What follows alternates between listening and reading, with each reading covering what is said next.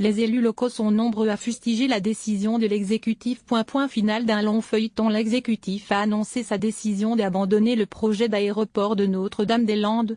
C'est officiel.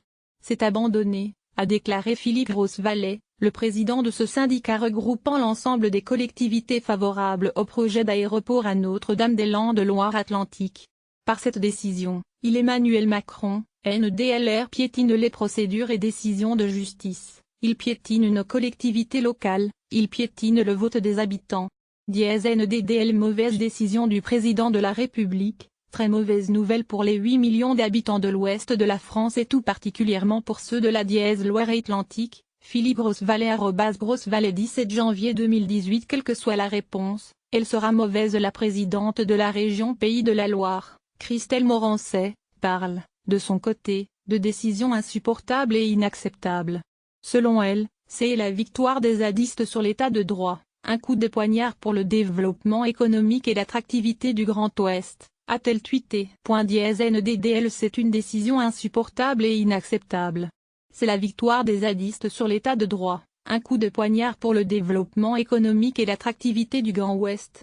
pic.twitter.com/loi8dn8 Christelle Morançais @c-morançais 17 janvier 2018. Abandon de NDDL, grande victoire des zadistes, a réagi Bruno Retailleau, président du groupe LR du Sénat. Le député LR des Côtes-d'Armor, Marc Le Fur, a exprimé sa grande tristesse. La politique d'aménagement du territoire est abandonnée et désormais tous ceux qui portent un projet, même un projet modeste, sauront qu'ils ne pourront plus compter sur l'État, a-t-il ajouté. Le Premier ministre, qui a rencontré plus de 100 élus locaux depuis 10 jours et s'est rendu discrètement samedi à Notre-Dame-des-Landes, s'attendait à de telles réactions. À huis clos devant les députés LREM, il avait admis que quelle que soit la réponse, elle sera mauvaise car elle fera des mécontents. Trahison, a dit la maire de Nantes, Johanna Roland. C'est une aberration juridique, politique, démocratique et écologique, a réagi le sénateur Yannick Vaugrenard, favorable au projet d'aéroport à Notre-Dame-des-Landes. Victoire pour les écologistes. SN. Revanche, du côté des écologistes, la victoire est grande. Cécile Duflot s'est félicitée de la décision.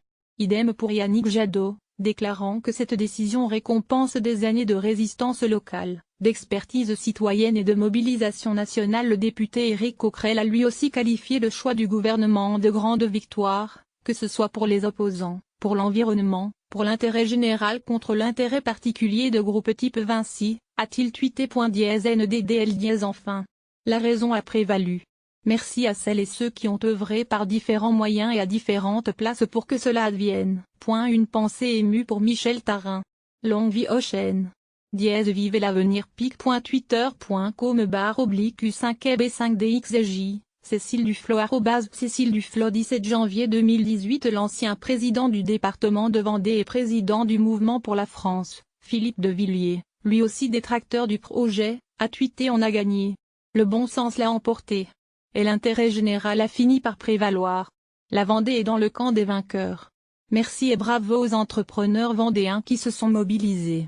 Vinci, principal concerné puisque l'entreprise avait remporté l'appel d'offres pour l'aéroport, s'est déclaré à la disposition de l'État. Comme nous l'avons toujours dit, aujourd'hui plus que jamais, Vinci se tient à la disposition de l'État, a déclaré un porte-parole du groupe de BTP et de concessions.